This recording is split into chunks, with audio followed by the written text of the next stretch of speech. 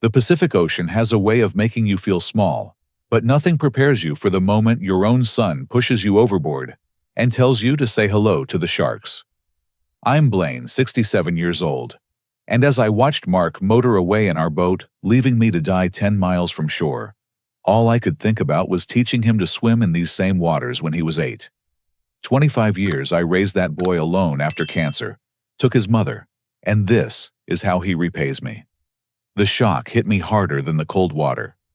My body seized up as the boat's engine faded into the distance, leaving me alone with nothing but the vast ocean and my disbelief. At 67, I wasn't the young Marine who could swim for miles anymore, but training never leaves you. My hands moved automatically, untying my boots, while my legs kicked to keep me afloat. Stay calm. Assess, survive. I muttered through chattering teeth the mantra from Camp Pendleton, coming back like muscle memory. The Pacific in April isn't warm, even off the California coast. Hypothermia would kill me faster than any shark if I didn't act smart. I stripped off my heavy jacket, fighting the waves that seemed determined to pull me under. My fingers already numb, fumbled with my belt. The old survival trick came back to me as I removed my jeans, tied the legs together, and trapped air inside to create a makeshift float. It wasn't much, but it would buy me time. Time to think about why my son wanted me dead. As I bobbed in the swells, clinging to my improvised life preserver, my mind drifted to 3 weeks ago. I'd gone to the office on a Sunday, something I rarely did since selling the construction company to Mark. But I'd forgotten my reading glasses, and when I'd walked into what used to be my office, I found Mark there, with our accountant shredding documents. "Dad, what are you doing here?" Mark had jumped like a spooked cat. "Getting my glasses. What are you doing here?" I'd asked, though the shredder full of financial records gave me a pretty good idea. Mark had laughed, then a sound I'd never heard from him before. Cold, dismissive. "Just cleaning up some old files. Nothing important. You know, Dad, maybe you should stay home more. Let the younger generation handle things. Your memory isn't what it used to be." But my memory was fine. Fine enough to recognize our client contracts in that shredder. Fine enough to see the fear flash in our accountant's eyes before Mark dismissed him. Fine enough to quietly call my old friend Phil, who'd been my lawyer for 30 years, and ask him to recommend a forensic accountant. A wave slapped my face, bringing me back to the present. The sun was getting lower, maybe 3 hours until dark. Nobody knew where I was. Mark had insisted on going alone, just father and son like the old days. He'd even taken my phone, said I needed to disconnect from work and enjoy retirement. I'd been so stupid, so blind. The current was pulling me south, away from the shipping lanes. My arms were cramping, and I could feel my core temperature dropping. In survival training, they teach you about the rule of threes: 3 minutes without air, 3 hours without shelter in harsh conditions, 3 days without water. In this cold water, I had maybe 4 hours before hypothermia shut down my organs. That's when I saw them. Not sharks, but a small boat, maybe 30 feet, riding low in the water. Too low for its size. As it got closer, I could see 3 men on board, and they saw me too. They were shouting in Spanish, gesturing wildly. These weren't fishermen out for yellowtail. The way they moved, the way they kept checking the horizon, these were abalone divers, working the restricted waters where no commercial diving was allowed. They pulled alongside, and I grabbed the gunwale with what little strength I had left. The men argued rapidly. I caught enough to understand they were debating whether to help me or leave me to avoid getting caught by fish and game. "Please!" I gasped in Spanish, surprised I remembered any from my construction days. "Por favor, ayúdame." The oldest of them, a weathered man with kind eyes, looked at me closely. Then, his face changed. "Senor Blaine Morrison." I nodded, too exhausted to speak. "Carlos," he said to the others. "This is the man who hired my brother Eduardo when no one else would. When he got out of Chino, Senor Blaine gave him work, taught him carpentry. Eduardo has his own business now because of this man." They hauled me into their boat like a caught tuna. Carlos wrapped me in a blanket that smelled of motor oil and fish, but I'd never been more grateful for anything in my life. As they poured hot coffee from a thermos down my throat, one of the younger men spoke up. "We saw another boat few hours ago. Fancy one heading back to harbor. The captain, he stopped at the reef, told us his passenger fell overboard too drunk to swim. Said he was going to report it to Coast Guard." My blood ran colder than the ocean water had been. Mark hadn't just tried to kill me. He was already covering his tracks, establishing his alibi. If these men hadn't found me, I'd be a statistic. Another old man who drank too much and fell off his boat. "That was my son," I said quietly. The three men exchanged glances.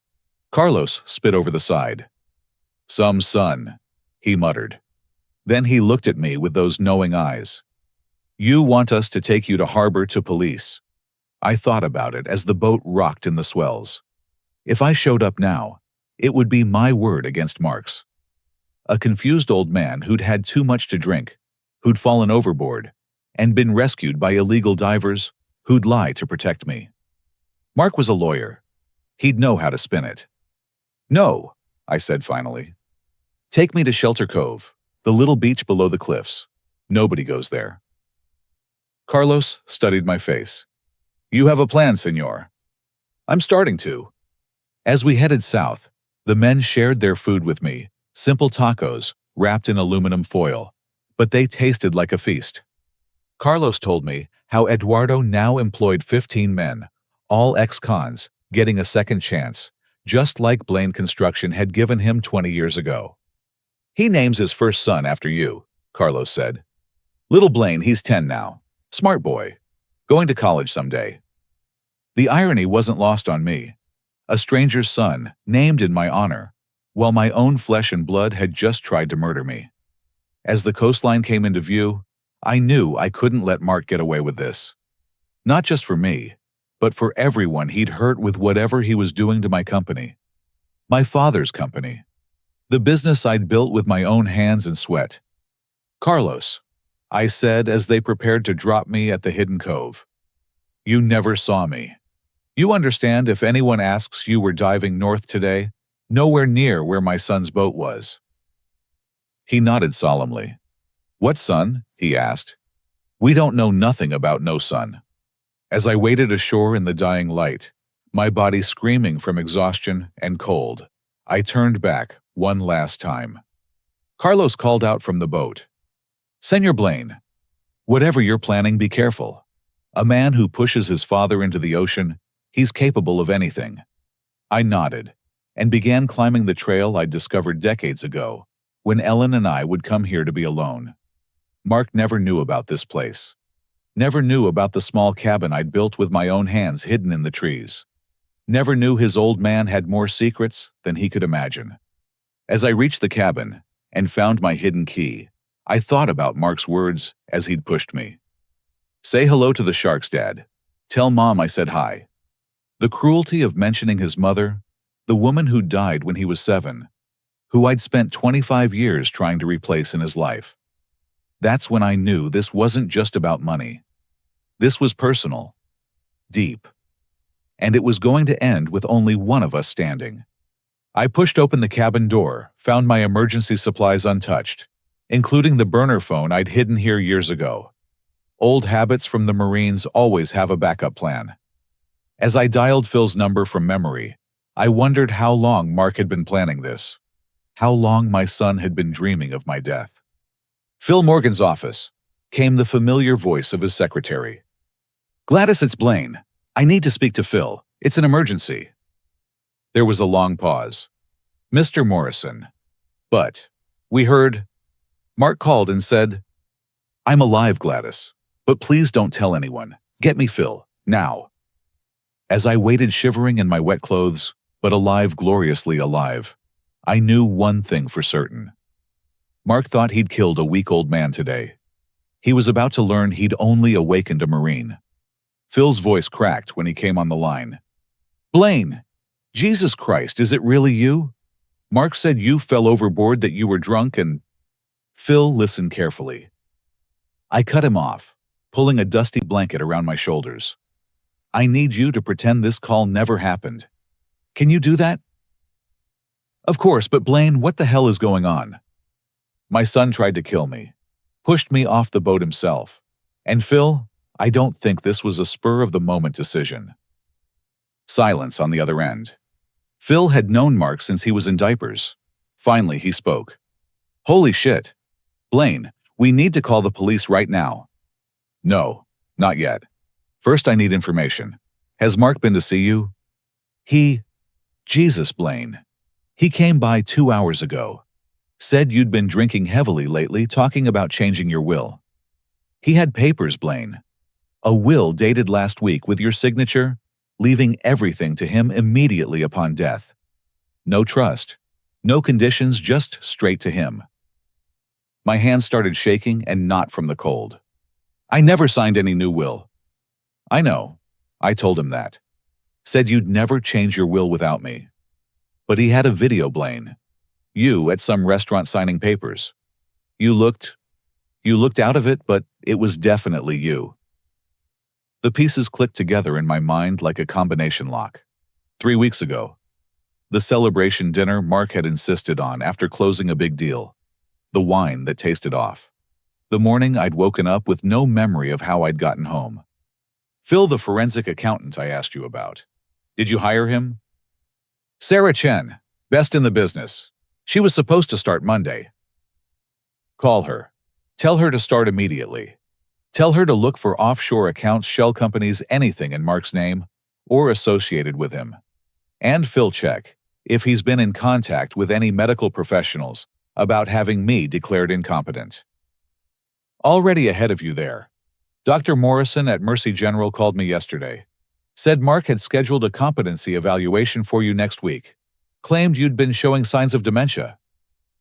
I laughed, but there was no humor in it. Let me guess. Dr. Morrison would have found me incompetent. Mark would have gotten power of attorney, and I'd have had a tragic accident soon after. Blaine, this is attempted murder.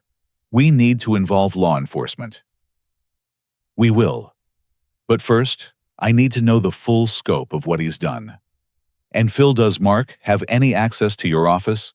Any way he could be listening? No, I swept for bugs last month. Professional paranoia.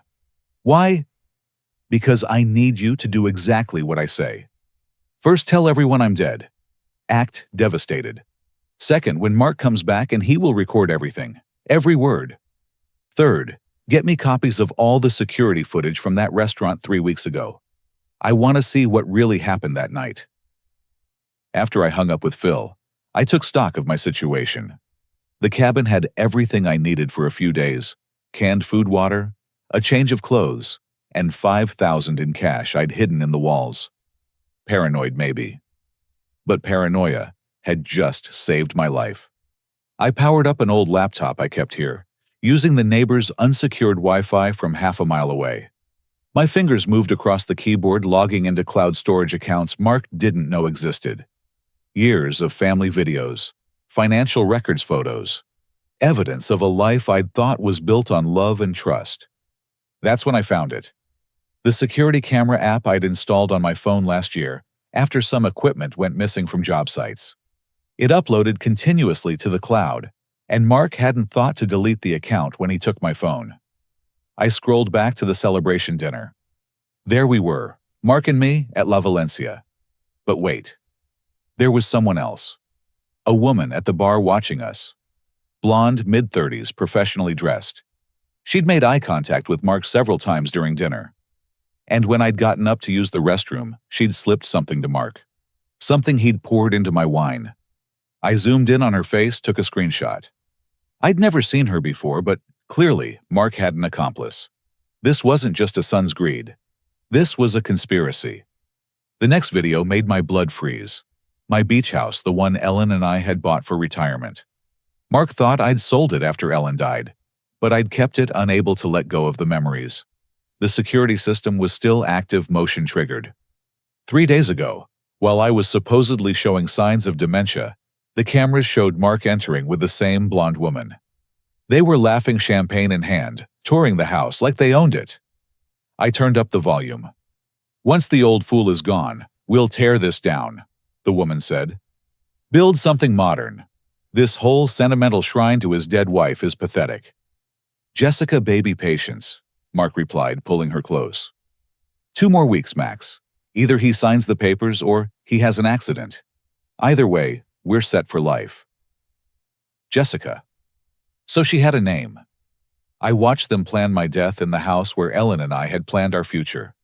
Watched my son kiss this woman in the kitchen, where his mother had taught him to make cookies. The rage that filled me was cold calculating, the kind that had kept me alive in Vietnam. I needed help. Real help. I picked up the burner phone and dialed a number I hadn't used in 10 years. "Yeah." The voice was gravelly suspicious.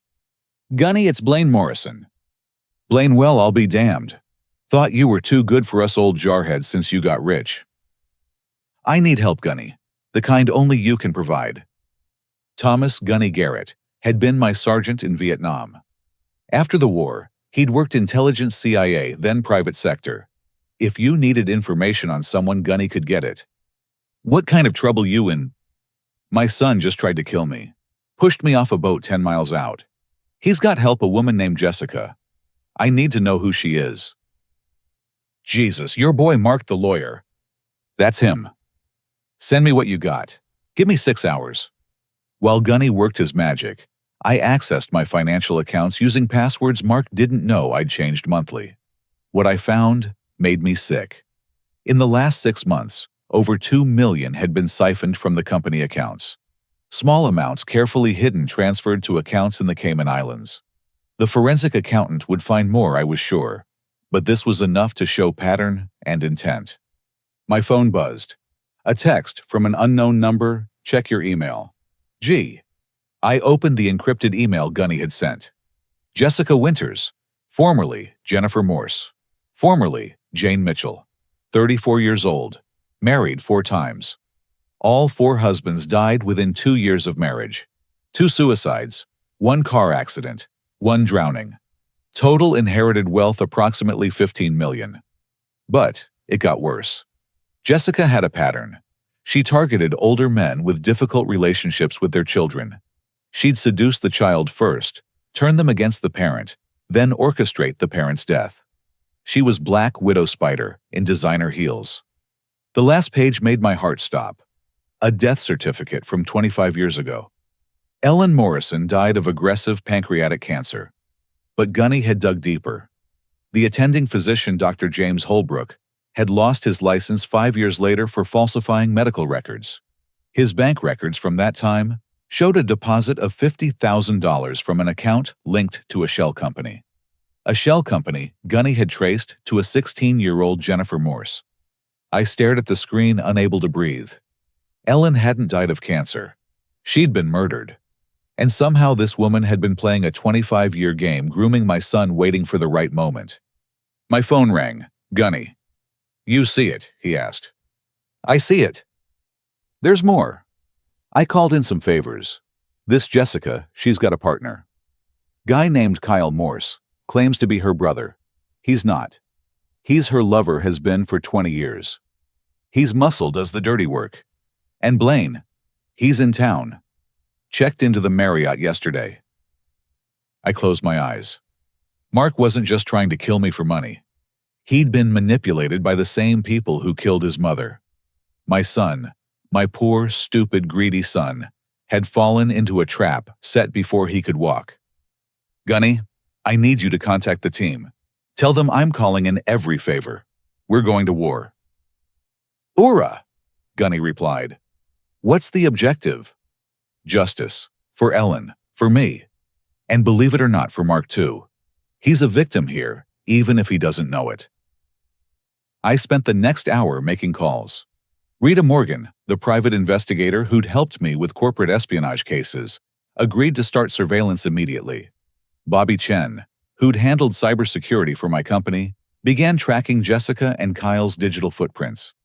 And Father Michael, the chaplain from our unit, who'd become an FBI agent after the war, promised to look into the federal implications of a 25-year murder conspiracy. As dawn broke over the Pacific, I stood at the cabin window, watching the ocean that had nearly claimed me. Mark thought he'd killed his father. Jessica thought she'd won a long game. They were both wrong. I was Blaine Morrison.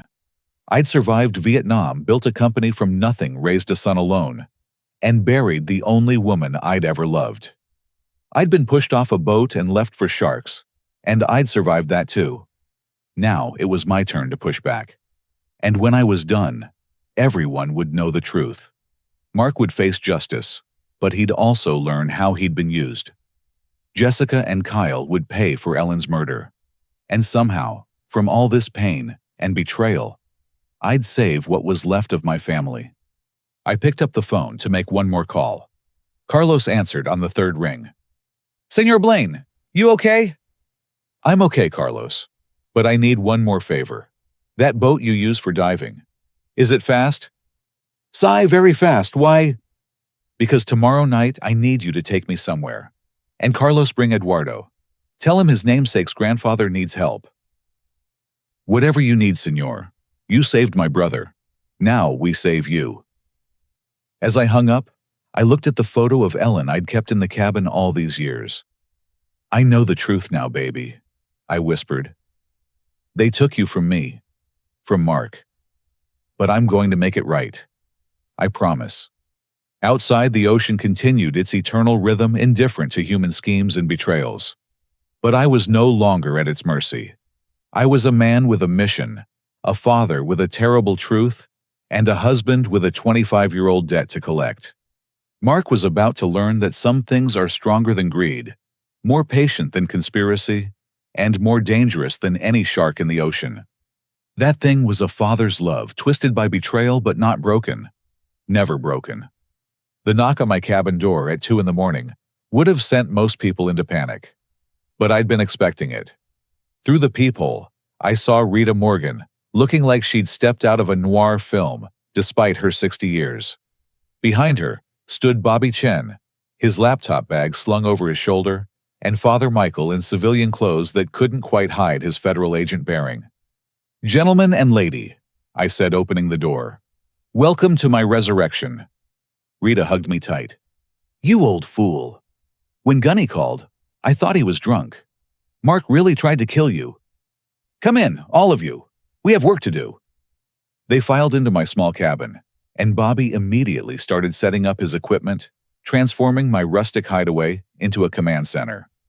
Multiple screens flickered to life, showing bank records, surveillance feeds, and data streams I couldn't begin to understand. Coffee. I offered, gesturing to the ancient percolator I'd gotten bubbling. "Blaine." Father Michael set his FBI badge discreetly visible on his belt. "Before we go any further, I need to know if you want to make this official. Attempted murder fraud conspiracy. We could have 50 agents here in an hour." I poured coffee into mismatched mugs, thinking, not yet, Mike. There's more at stake here than just Mark trying to kill me. Show them what Gunny found Bobby. Bobby's fingers flew across his keyboard, and Ellen's death certificate appeared on the largest screen. Then, the evidence of murder. The falsified medical records. The payment to the corrupt doctor.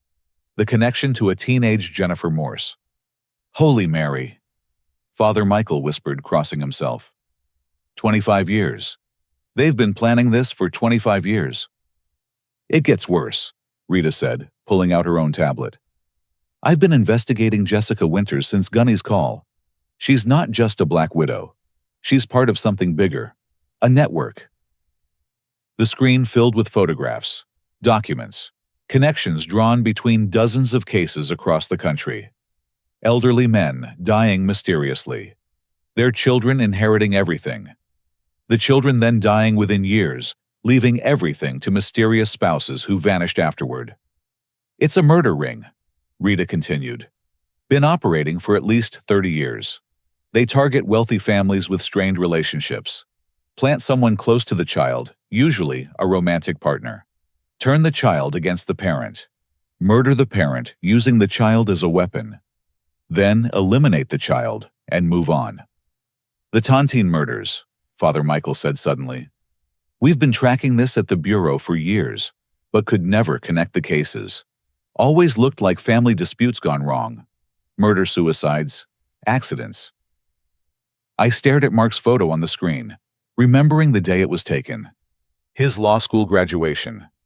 He'd been so proud, so full of hope. So, my son isn't just a would-be killer. He's a victim too. A victim who pushed you off a boat, Rita reminded me gently. Don't go soft now, Blaine. He made his choices. She's right, Bobby added. I've been tracking Mark's communications. He's been in contact with Jessica for 3 years. That's 36 months of choosing her over you. And look at this. New images filled the screens. Text messages between Mark and Jessica. My stomach turned as I read them. Jokes about my death, plans for spending my money, mockery of my grief for Ellen, and worse discussions about my grandson, little Tommy, Mark's son, from his failed marriage. Jessica's been grooming Tommy too, Bobby said quietly. 8 years old, and she's already filling his head with poison about his grandfather. Calling you old useless, telling him you don't really love him. The rage that filled me was different from before. Colder, more focused. They weren't just trying to steal my money or end my life. They were trying to erase my entire family's love generation by generation. All right, I said. We go to war, but we do it smart. Mike, I need you to keep the Bureau in the loop, but off the field. If Jessica smells federal involvement, she'll run. Understood. I'll handle it as a personal favor for now. But Blaine, when this goes down, it goes down hard. The Bureau will want everyone. They'll get them. Rita, I need surveillance on Mark, Jessica, and this Kyle character. Everything. Where they go, who they meet, what they eat for breakfast. Already on it. I've got 3 teams in place. Costing you a fortune, by the way. Money well spent, Bobby. I'm into their devices. Cloned Jessica's phone, Mark's too. Working on Kyle's, but he's using military-grade encryption. Give me 12 hours. I turned to the window, watching the first light of dawn touch the ocean. Somewhere out there, Mark was probably sleeping soundly, thinking his father was fish food. Jessica was likely in his bed, dreaming of my money. They had no idea what was coming. There's something else, Rita said. Jessica's been poisoning Mark. Mercury administered in small doses through supplements she gives him for stress. Classic Black Widow move. Makes the victim aggressive, paranoid, easier to manipulate into violence. Can we prove it? Already arranged for his hair samples from his barber. My contact at the lab says mercury levels are 3 times normal. Not enough to kill quickly, but enough to cause serious neurological issues. Mood swings, aggression, impaired judgment. I closed my eyes. My son was being slowly murdered by the woman he'd chosen over me. Part of me felt vindicated. Part of me wanted to rush to him, shake him, make him see the truth. But I couldn't. Not yet. What's our timeline? I asked. The memorial service, Bobby said. Mark's planning a big show. Invited everyone you've ever known. Scheduled for Saturday at the Ridgeview Country Club. He's already sent invitations. 4 days. I had 4 days to gather evidence, build my case, and prepare for the most important performance of my life. I'll need to get into my house, I said. Get some things, make preparations. Too risky, Rita objected. Jessica has the place under surveillance. She's paranoid about you having hidden assets. Then we make her paranoia work for us. I smiled. Bobby, can you create digital breadcrumbs? Make it look like I'm accessing accounts from different locations. Child's play. Where do you want me to start? Vegas. Make it look like I had a secret gambling problem. Hidden debts. Let them chase ghosts while we prepare the real surprise. Father Michael stood up. I should go. The less official involvement right now, the better. But Blaine, he put his hand on my shoulder. I'm sorry about Ellen. If we'd known then what we know now. You couldn't have known Mike. None of us could. A 16-year-old girl orchestrating a murder, who would have believed it? After he left, we spent hours planning. Rita's teams would document everything. Bobby would create false trails while gathering real evidence. I would stay hidden, preparing for my resurrection. There's another player, Rita said, suddenly looking at her phone. My team just reported a meeting between Jessica and someone unexpected. Your lawyer's secretary, Gladys. My heart sank. Gladys had been with Phil for 20 years. She's feeding them information. Looks like it. Jessica's been paying her for updates on your finances, your will, your meetings with Phil. Another betrayal. They kept stacking up like bodies in a war zone, but each one made me harder, more determined. Don't tip her off, I decided. We'll feed her false information when the time is right. Let her be useful to us. Bobby's computers chimed. Got something. Kyle's not just muscle. He's got a medical background. Worked as a paramedic, lost his license for stealing drugs. He's the one who taught Jessica about poisons, how to fake medical conditions. Vietnam, I asked, seeing the pattern. Desert Storm. Dishonorable discharge for selling medical supplies. This guy's been bent a long time. My phone buzzed. Carlos. Senor Blaine, your son, he's at the marina. Acting strange. Talking to himself, throwing things. The harbor master, he's thinking of calling police. Let him rant, I said. The more unstable he appears, the better for us. There's more. The woman, the blonde one, she meets with another man. Tall, military-looking. They argue. She's scared of him.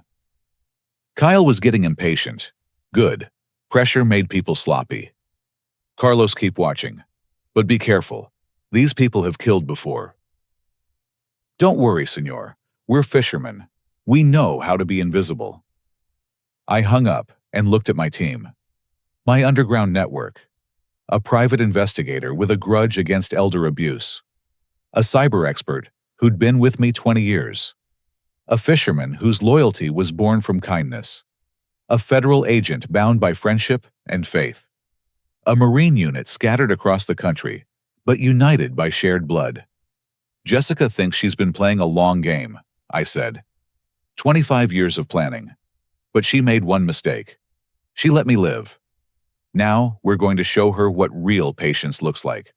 What real planning means. Rita grinned. You've got that look, Blaine. The one Ellen used to call your war face. Good. Because that's what this is. War. For my family. For my wife's memory. For my son's soul. We've got 4 days to prepare for the battle. Let's make them count.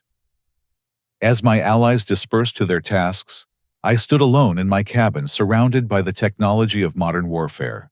Screens showing my enemy's every move. Phones connecting me to a network of loyalty and shared purpose. Mark thought he'd killed a weak old man. Jessica thought she'd won a decades-long con. Kyle thought he was the dangerous one in their partnership. They were all wrong. I was Blaine Morrison, and I'd just assembled an army. The memorial service they were planning for me would happen, but it wouldn't be my funeral they'd be attending. It would be theirs. Tuesday morning, 3 days before my supposed memorial service. I watched through Bobby's surveillance feeds as Phil met with Mark in his law office. My son looked terrible. His hair was thinning, his hands shook, and dark circles ringed his eyes.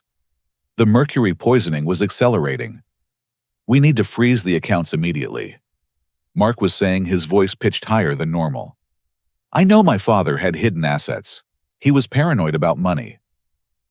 Phil, bless him, played his part perfectly. Mark, your father is dead. The estate will go through probate normally. These things take time. We don't have time.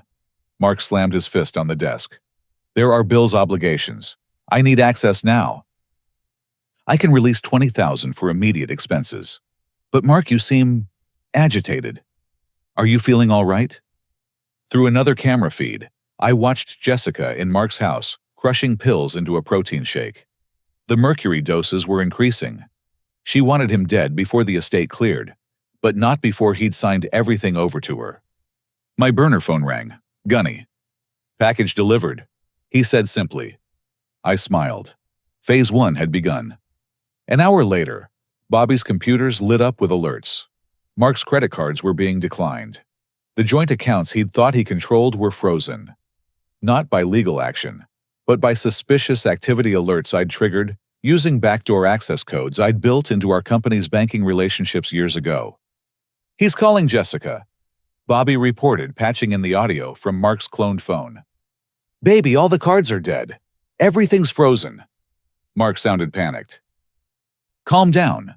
Jessica's voice was soothing, practiced. "Your father probably had automatic locks on the accounts. We'll figure it out. Take your supplements. You need to stay strong for the memorial."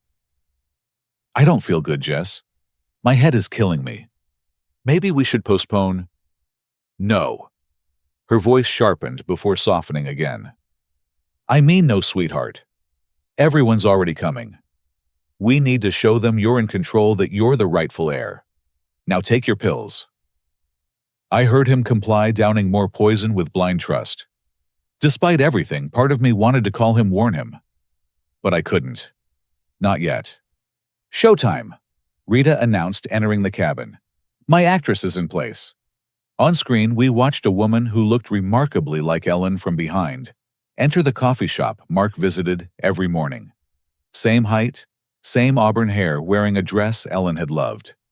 She ordered Ellen's favorite drink and sat in Ellen's preferred corner booth. Mark entered 10 minutes later, already on edge from the frozen accounts. He ordered his usual, turned, and saw her. His face went white. The woman kept her back to him, but the resemblance was uncanny. Mark's hands shook so badly, he dropped his coffee. "Excuse me," he said, approaching her. Do I know you?" The actress turned, revealing a face nothing like Ellen's. "I don't think so," she said pleasantly, then gathered her things and left. Mark stood, frozen coffee spreading across the floor. Through his phone, we heard his ragged breathing. "Phase 2, I said. "Bobby." "Already done. Check his email." Mark's phone chimed. An email from a travel agency confirming his father's booking on a fishing charter in Mexico. Dated 3 months from now. The message was simple. "Mr. Morrison, as requested, we've rescheduled your deep-sea fishing expedition to July. Your deposit has been transferred. Looking forward to seeing you again." "He's calling Phil," Bobby reported. "Phil, did my father book any trips, future plans?" "Not through me. Why?" "Nothing, never mind." But it wasn't nothing. I could see it in his eyes through the coffee shop's security camera. Doubt was creeping in. Was his old man really dead? Or was something else happening? That afternoon, more breadcrumbs.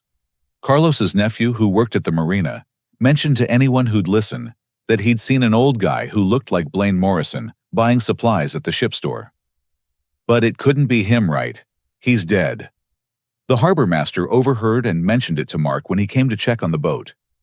"Funny thing, your dad's twin was here yesterday. Spitting image. Made me do a double take." By evening, Mark was unraveling. The security feeds showed him pacing his house, Jessica trying to calm him down. "He's dead," she kept saying. "You saw him go under. No one could survive that." "But what if nothing? You're being paranoid. It's the stress. Take your pills." But Mark wasn't taking his pills anymore. He was starting to pocket them, pretend to swallow. Some survival instinct was finally kicking in. Too late to save him from justice, but maybe enough to save his life. That's when Kyle arrived. I watched him through the cameras, studying his movements. Military trained, definitely. Dangerous. But also impatient, sloppy with anger. "This is taking too long," he told Jessica when Mark was out of earshot. "Kill him now. Make it look like grief. Suicide over Daddy's death." "Not yet. The will isn't fully executed. We need a few more days." "We've been at this for 3 years, Jess. I'm tired of playing house." 3 years. Try 25. I've been setting this up since I was 16. We stick to the plan. Their argument revealed more than they knew. Tension between partners. Different agendas. Kyle wanted quick money. Jessica wanted something more. Revenge, satisfaction. The complete destruction of my family. Bobby's alert pulled me from my thoughts. "Blaine, you need to see this. I've been digging into Jessica's past, cross-referencing with Ellen's death. Look." The screen showed a young Ellen pregnant with Mark at a charity event. In the background, barely visible, a teenage girl. The photo was dated 6 months before Ellen's death. Facial recognition confirms it, Bobby said. That's Jessica. She was stalking your family before Ellen even got sick. There's more, Rita added. I found the connection. Jessica's mother worked at the hospital where Ellen was treated. She was a nurse in the oncology ward. Lost her license the same year Ellen died. The pieces clicked together with sickening clarity. A nurse with access to poisons. A teenage daughter learning the trade. They'd picked us, stalked us, murdered Ellen when she was most vulnerable. Pregnant, happy, full of life. Why us? I asked, though I suspected the answer. Rita pulled up old newspaper articles. Construction company owner saves local hospital from bankruptcy. Blaine Morrison donates new wing. Morrison family establishes scholarship fund. You were wealthy, charitable, visible, Rita said. Everything they weren't. Jessica's mother was a single parent struggling. She saw your perfect family and decided to destroy it. And now the daughter finishes what the mother started, I said. My phone buzzed. A text from Carlos. Your son at Marina. Very sick. Throwing up blood. The mercury was reaching critical levels. Jessica was accelerating her timeline, probably spooked by Mark's paranoia. We move tomorrow, I decided. We can't wait for the memorial. Rita, is your team ready? 6 operatives in place. We'll have full coverage. Bobby. All systems go. I can take control of any electronic system in that house. Good. Because tomorrow, my son learns the truth. Whether he lives to face justice or dies as another victim depends on what he does with that truth. I spent the night preparing. Not weapons or plans, those were set. I prepared myself mentally for what was coming. I looked through photo albums I'd hidden in the cabin. Ellen and me on our wedding day. Mark's first steps. Teaching him to ride a bike. His high school graduation. When had it gone wrong? When had my son become someone capable of murder? Was it Jessica's influence? Or had the seed always been there, waiting for someone to water it with poison? Dawn came too soon, and not soon enough. D-Day. The parallels weren't lost on me. Once again, I was about to storm a beach, not knowing if I'd survive, but knowing the mission was worth the risk. Blaine, Rita said, entering with coffee and surveillance reports. Mark's at the hospital. Mercury poisoning finally put him in the ER. Jessica's with him playing the concerned girlfriend. And Kyle? At Mark's house, searching for something. Hidden assets maybe, or evidence of your survival. Let him search. He won't find anything but what we want him to find. I looked at my team, my unlikely army. Everyone clear on their roles. Nods all around. Then let's go fishing. Time to reel in some sharks. As we prepared to leave the safety of the cabin, I touched Ellen's photo one more time. Almost there, baby. 25 years late, but justice is coming. Outside, the ocean that had nearly killed me stretched to the horizon. But I wasn't afraid anymore. The trap was set. The prey was circling. And the hunter they'd thought was dead was about to show them what resurrection looked like. Mark thought he'd pushed his father off a boat. He was about to learn that some things can't be killed. Love, truth, justice, and a father's determination to save his son, even from himself. Wednesday afternoon. The hospital's sterile smell brought back memories of Ellen's final days, but I pushed them aside. I stood outside Mark's room, watching through the small window as Jessica played the devoted girlfriend. My son looked like death, warmed over, pale, gaunt, barely conscious. The mercury had done its work. He's dying, Dr. Patricia Hernandez said beside me. She'd been Ellen's doctor too, one of the few who'd questioned the cancer diagnosis. Another day or two of those doses, and he'd be gone. Can you save him? We're chelating now, flushing the mercury. But the neurological damage, he may never fully recover. Through the window, I watched Jessica check her phone repeatedly. Anxious. Kyle was supposed to check in every hour, but Bobby had been intercepting his messages, responding just enough to keep Jessica calm, while Kyle remained tied up in Mark's basement, courtesy of Gunny's team. "It's time," I said. Dr. Hernandez nodded. "Security knows you're coming. They'll clear the floor when you're ready." I waited until Jessica stepped out for coffee, then entered my son's room. Mark's eyes were closed, but his breathing was steady. I pulled a chair close to his bed. "Hello, son." His eyes snapped open unfocused, then sharpening with recognition. His mouth opened, but no sound came out. "Don't try to talk. The tube in your throat won't allow it. Just listen."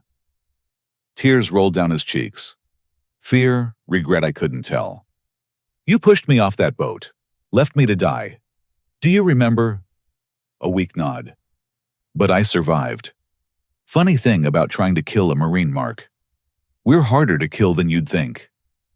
I leaned closer. "The woman you love, Jessica. She's been poisoning you. Mercury in those stress supplements she's been giving you. She killed your mother too. 25 years ago. She and her mother murdered Ellen because we had what they wanted."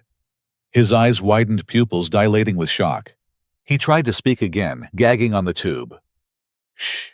Save your strength. You're going to need it." I pulled out my phone, showed him the evidence. Photos of 16-year-old Jessica at the hospital. Bank records showing payments to the corrupt doctor. Kyle's messages planning Mark's death. "She played you, son. Played us both. But here's the thing, I'm not going to let her win. You're going to live. You're going to face justice for what you did. But you're also going to help me stop her. Nod, if you understand." Another weak nod. "Good. Here's what's going to happen. Tomorrow is my memorial service, the one you planned. Everyone will be there. And that's where we're going to end this. But I need you to play along. Can you do that?" This time the nod was stronger. "Your lawyer is here. Phil is going to record your statement. You're going to confess everything. The attempted murder, the fraud, all of it. In exchange, I'll make sure you live to see trial. Otherwise, Jessica finishes what she started. Your choice." I didn't wait for his response. Phil entered with a video camera and a court reporter. For the next hour, through written responses, and yes, no questions, Mark confessed. He admitted to pushing me off the boat, to forging the will, to embezzling from the company. But he also revealed things I hadn't known. Jessica had videos of him with underage girls she'd provided and secretly filmed. Blackmail material to ensure his cooperation. "She said she'd destroy me if I didn't help her," he wrote shakily. "Said she'd hurt Tommy. My grandson. They'd threatened my grandson." "Where are the videos?" Phil asked. "Her laptop. Hidden file marked insurance." Bobby, monitoring through my earpiece, confirmed he'd already found and copied them. Evidence of Jessica's crimes going back years. A digital trail of destroyed lives. "One more thing," I told Mark. "You're going to call Jessica. Tell her you're feeling better. Tell her you want her at the memorial tomorrow. That you have a surprise for her." He looked confused, but nodded. When Jessica returned, I was hidden in the bathroom with Dr. Hernandez. We listened, as Mark, his voice barely a whisper after they removed the breathing tube, played his part. "Baby," he croaked, "I'm sorry I scared you." "Oh, sweetheart," Jessica cooed. "Don't apologize. You're going to be fine." "The memorial. I want to go." "Mark, you're too weak." "No, I need to be there. Need to honor him properly. Tell everyone what he meant to me." I could hear the suspicion in her pause. "That's sweet, but please, I have something planned, something special, for you." "For me?" "To announce our engagement, in front of everyone. Make you officially family." The greed in her voice was palpable. "Oh, Mark, yes, of course I'll be there." After she left to prepare, I emerged from hiding. Mark looked at me with hollow eyes. "Dad, I'm sorry, I'm so fucking sorry." "Save it for the judge," I said, but my voice was gentler than my words. "Just stay alive long enough to make this right." That evening, I met with my assembled team in a warehouse Bobby had secured. Gunny's unit had arrived 12 former Marines, all veterans of various conflicts, all men I'd helped over the years, with jobs loans, or just friendship when they needed it. Gentlemen, I addressed them. Tomorrow, we take down a murder ring that's been operating for 25 years. These people killed my wife, corrupted my son, and tried to kill me. They've done the same to dozens of families across the country. Tomorrow, it ends. Ura, they responded in unison. Rita spread out blueprints of the country club. Security positions here, here, and here. Bobby will control all electronic systems. Cameras, locks, phones, everything. When we move, they'll have nowhere to run. Rules of engagement, Gunny asked. Capture, don't kill. We want them alive to face trial. But if they threaten civilians, do what you have to do. Father Michael stepped forward.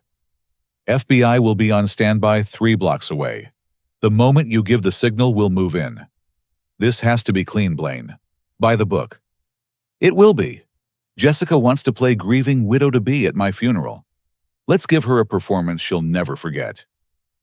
I spent that night in my beach house, the one Jessica and Mark had toured while planning my death. I'd had Bobby disable their surveillance equipment, so I moved freely through rooms filled with memories. In the kitchen, where Ellen had taught Mark to cook, I prepared my dress uniform. It had been decades since I'd worn it, but tomorrow seemed appropriate. My phone rang. Dr. Hernandez. Your son wants to see you. He says it's important. I found Mark propped up in bed, looking marginally better. The chelation was working slowly, pulling the poison from his system. Dad, he said, his voice stronger. There's something else. Something I didn't tell the lawyers. I waited. Mom's jewelry. The pieces you thought were stolen in that break-in 5 years ago, Jessica has them. She wears Mom's wedding ring on a chain around her neck, like a trophy. Ellen's ring. The one I'd placed on her finger 30 years ago, promising to love and protect her forever. A promise I'd failed to keep. Thank you for telling me, I said quietly. Dad, after tomorrow, after everything comes out, will you ever forgive me? I looked at my son, poisoned and broken, corrupted by greed, but still somehow my boy. Ask me again when you've earned it, I said and left. The final pieces were in place. Rita's teams were positioned. Bobby had control of every electronic system. Gunny's Marines were ready. The FBI waited in reserve. And, in his hospital bed, my son prepared to play his final scene in Jessica's drama. Tomorrow, at my memorial service, everyone would gather to mourn Blaine Morrison. They'd get a resurrection instead. Jessica thought she'd orchestrated the perfect crime, a 25-year masterpiece of murder and manipulation. She'd forgotten one thing: Marines don't leave their people behind. Not their brothers in arms, not their families, and sure as hell, not their murdered wives. The trap was set. The bait was placed. Now all that remained was to spring it. I stood on my deck, looking at the ocean that had tried to claim me. Tomorrow, I'd return the favor. Tomorrow, the sharks would finally feed. Just not on me. Saturday arrived with coastal fog, appropriate weather for a funeral that would become something else entirely. I sat in Bobby's surveillance van, watching feeds from 32 cameras as guests arrived at the Ridgeview Country Club. My dress blues felt tight after years in storage, but they still fit. Some things you never outgrow. Target 1 approaching. Rita's voice crackled through the earpiece. Jessica's playing the part perfectly. On screen, Jessica emerged from a black Mercedes dressed in designer morning clothes that probably cost more than most people's cars. She'd even managed to produce tears, dabbing at her eyes with a handkerchief. The grieving, almost daughter-in-law there to support her man. Target 2 is mobile, Gunny reported. Kyle's en route. Looks pissed. We'd released Kyle that morning after 3 days in Mark's basement. He thought he'd escaped on his own, never realizing we'd let him go. The GPS tracker in his shoe told us exactly where he was, and the bugs in his clothes let us hear every word. Fucking bitch better have my money, he muttered, confirming what we'd suspected. The partnership was fracturing. Mark's arriving, Dr. Hernandez said. She'd volunteered to accompany him officially as his physician, actually as our inside operative. He's playing his part well. Looks properly grief-stricken. The main screen showed Mark being wheeled, an oxygen tank attached, looking every inch the dying son mourning his father. Jessica rushed to him, all concern and sympathy. My stomach turned watching her performance. "All units check in," I commanded. "Perimeter secure. Tech systems nominal. FBI standing by. Civilians contained to main hall." 200 guests filled the country club's ballroom. Business associates, old friends, military buddies, even some of the construction workers I'd employed over the years. Good people who deserved the truth. Phil had outdone himself with the memorial setup. Huge screens displayed photos of my life military service building the company raising Mark. And centerpiece, a massive portrait of Ellen and me on our wedding day. Jessica kept glancing at it, and I saw her touch the chain around her neck. Ellen's ring hidden beneath her dress. "Positions, everyone," I ordered. "We go in 10 minutes. The service began with Phil at the podium, his eulogy painting me as a man betrayed by fate, but never by family. Subtle shots at Mark that made him flinch. Then other speakers, employees whose lives I'd changed, veterans I'd helped, Father Michael delivering a prayer that sounded more like a promise of justice. Finally, Mark was wheeled to the podium. The room fell silent.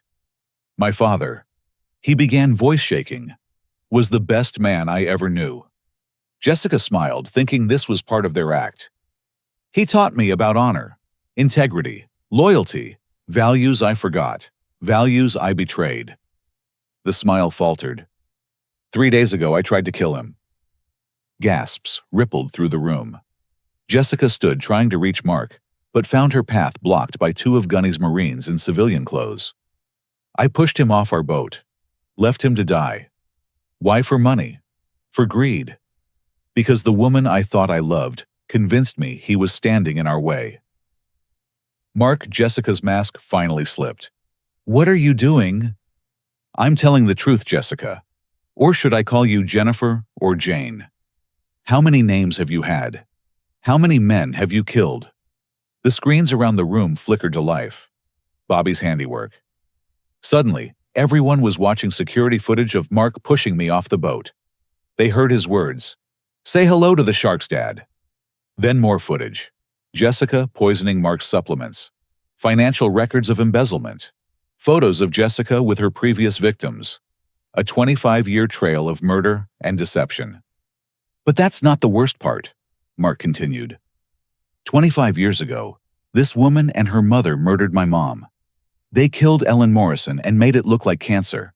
They've been planning this since before I could walk. Kyle tried to run, but found the exits blocked.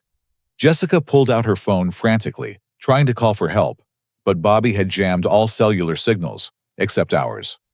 "You see," Mark said, "my father didn't die when I pushed him off that boat. He survived. And he's been gathering evidence, building a case, setting a trap. Dad, I think it's time." That was my cue. I entered from the side door, and the room erupted. Screams, shouts, people jumping to their feet. But I only had eyes for Jessica. She'd gone pale, her careful makeup unable to hide the terror in her eyes. "Hello, Jessica," I said, taking the microphone. "Or whatever your real name is. Surprised to see me?" She backed away, but there was nowhere to go. Surrounded by Marines' cameras recording everything, 200 witnesses watching her facade crumble. "Blaine," she stammered. "This is... Mark's obviously sick. The mercury poisoning has affected his mind. He doesn't know what he's saying." "The mercury poisoning you gave him?" I asked. "Like you gave to Harold Fitzgerald, Thomas Chen, Robert Williams. Should I continue? We have the full list." Kyle made his move, then pulling a knife and lunging for the nearest exit. He didn't make it 3 feet before Gunny clotheslined him, sending him sprawling. The knife skittered across the floor. "You want to know what really hurts?" I addressed Jessica, but spoke to the room. "It's not that you tried to kill me. It's not even that you corrupted my son. It's that you killed Ellen. You took a pregnant woman full of life and love, and you murdered her. For money, for jealousy, for sport." "Prove it." Jessica snarled, the mask fully gone now. "You can't prove anything from 25 years ago." "Actually, I can." Father Michael stepped forward, his FBI badge now visible. Jennifer Ann Morrison, you're under arrest for multiple counts of murder, attempted murder fraud, and conspiracy. You have the right to remain silent. Morrison, someone in the crowd asked. She has the same last name. I smiled coldly.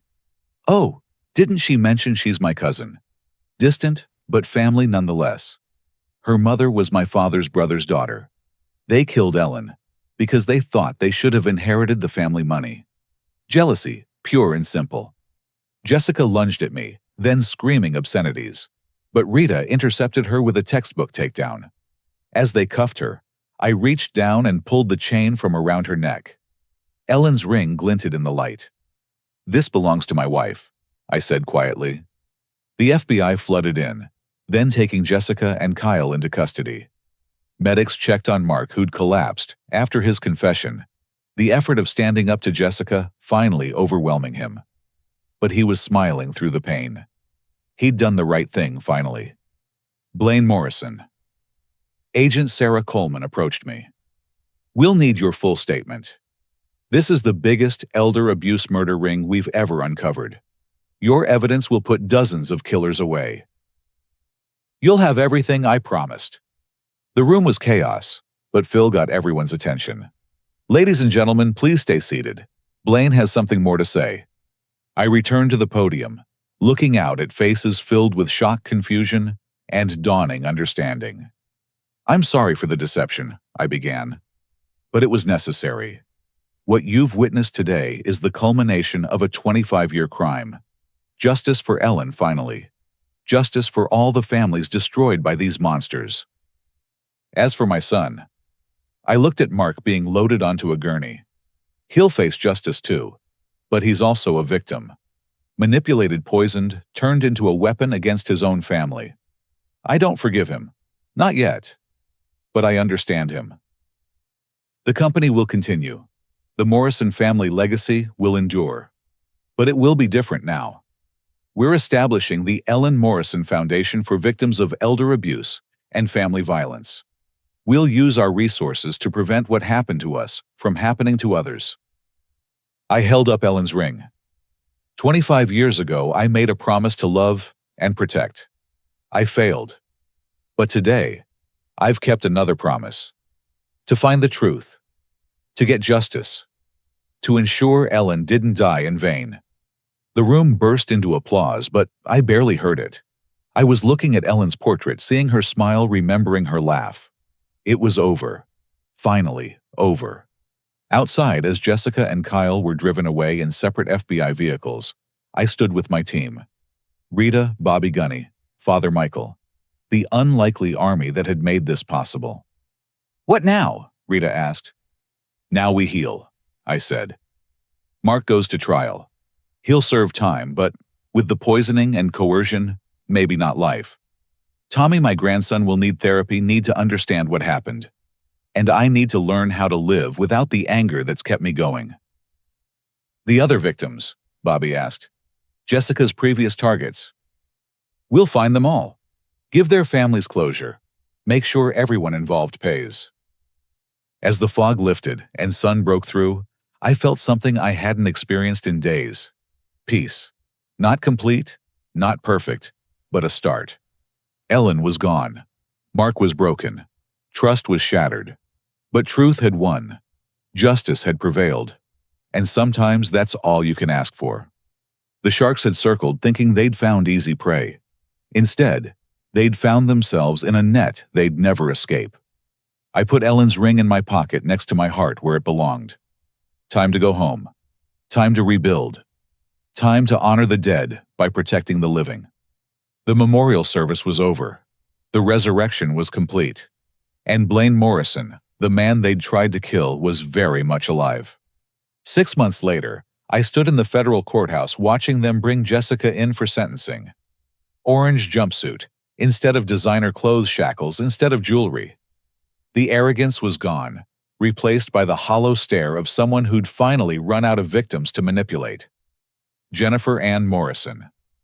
Judge Catherine Walsh read, "You have been found guilty on 17 counts of murder in the first degree, 23 counts of attempted murder, 41 counts of elder abuse, and numerous counts of fraud, conspiracy, and racketeering. Before I pass sentence, do you have anything to say? Jessica stood, and for a moment I saw the 16-year-old girl who'd poisoned my wife. I'm not sorry, she said flatly. They all deserved it. Rich privilege thinking they were better than us. Blaine Morrison destroyed my mother with his success, his perfect family. I just returned the favor. Your mother destroyed herself with jealousy and greed, Judge Walsh replied. And you followed her path. I sentence you to life in federal prison, without the possibility of parole sentences to run consecutively for each murder. You will die in prison, Ms. Morrison, as your victims died alone and forgotten. As they led her away, Jessica looked at me one last time. I saw no remorse, no humanity, just the empty soul of someone who'd chosen hate over healing. Kyle's trial had been quicker, 40 years for his part in the murders. He'd tried to make a deal turn state's evidence, but there was nothing he could tell us we didn't already know. He'd die in prison too, just more slowly. Mark's sentencing came next week. He'd pled guilty to attempted murder, serving as prosecution witness against Jessica. With the mercury poisoning documented and the coercion established, his lawyer hoped for 10 years. I'd submitted a victim impact statement asking for leniency. Not forgiveness, that would take time, but acknowledgement that my son had been as much weapon as perpetrator. After the courthouse, I drove to Peaceful Meadows Cemetery. Ellen's real grave, the one we'd established after exhuming her body and confirming the poisoning. A simple headstone, Ellen Morrison, beloved wife, and Mother Truth, finally told. Hey, baby, I said, placing fresh roses by the stone. Got her today. Life without parole. It doesn't bring you back, but she'll never hurt another family. I sat on the bench I'd installed nearby, watching the afternoon sun filter through the trees. Tommy was with me, my 8-year-old grandson, who'd been through so much. He placed his own flower, a dandelion he'd picked, next to my roses. Grandpa, he asked, is Daddy going to jail for a long time? Yes, Tommy. He did bad things and has to face consequences. But he was sick, right? The lady made him sick. She did. But being sick doesn't excuse the choices he made. That's an important lesson, buddy. We're all responsible for our actions, even when others influence us badly. Will you take care of me? I pulled him close. Forever and always. That's what family does. My phone buzzed. Rita, with an update. The Ellen Morrison Foundation had helped expose 3 more elder abuse rings in the past month. Families reunited, would-be victims saved, justice served. Ellen would have been proud. That evening, I hosted dinner at the beach house. My extended family, not blood, but bonds forged in battle. Rita and Bobby, now business partners, in a security firm specializing in protecting the elderly. Gunny and his Marines, several now working for the foundation. Father Michael, who'd officiated at Ellen's proper memorial. Even Carlos and Eduardo, whose fishing company now had a contract to supply the veterans' shelter I'd funded. To Ellen, I raised my glass. To justice. To family, the one we're born into, and the one we choose. To Blaine, Gunny countered, who showed us that resurrection isn't just for Sundays. We ate, we laughed, we remembered. The healing wasn't complete, might never be, but it was happening. Tommy played with Eduardo's children, their laughter filling the house that had almost been stolen by greed. Dr. Hernandez called during dessert. Blaine thought you should know. Mark's responding well to treatment.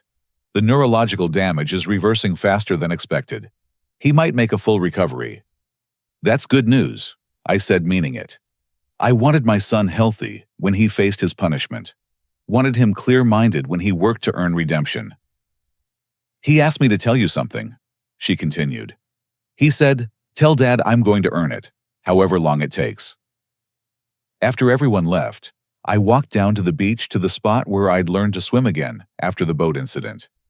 The ocean was calm tonight, moonlight painting silver paths across the water. No sharks visible, but I knew they were there. They always were. The key was being strong enough to swim anyway. A year ago, my son had pushed me into these waters expecting me to die. Instead, I'd lived. More than lived, I'd uncovered a truth decades old, saved my son from poison, and stopped killers who'd destroyed dozens of families. Sometimes, the worst moments in our lives become the catalyst for our greatest purpose. Mr. Morrison, I turned to find a young woman, maybe 30, nervous but determined. Yes. I'm Grace Chen, Thomas Chen's daughter. He was one of Jessica's victims. The foundation contacted me about his case. Thomas Chen. I remembered the name from the list. A widower in Seattle died mysteriously 2 years ago, leaving everything to a new wife who'd vanished. I'm sorry for your loss, I said. I wanted to thank you. For what you did. For stopping her. My dad. I knew something was wrong, but nobody believed me. The police said I was just jealous of his new relationship. But you proved I was right. You were failed by people who should have protected him. I'm sorry for that too. She smiled through tears. He would have liked you. You both served, both built something from nothing. Both got betrayed by family. We talked for an hour, sharing stories of fathers and loss and justice delayed, but not denied. When she left, she carried contact information for the Foundation's support groups. Another life touched by Jessica's evil, but not destroyed by it. I returned to the house, to the study where I'd built my business and raised my son. On the desk sat 3 framed photos, Ellen on our wedding day, radiant with joy. Mark at 5, grinning gap-toothed while holding a fish we'd caught together. And a new one, Tommy, at his school play last week, dressed as a Marine, saluting the camera with serious determination.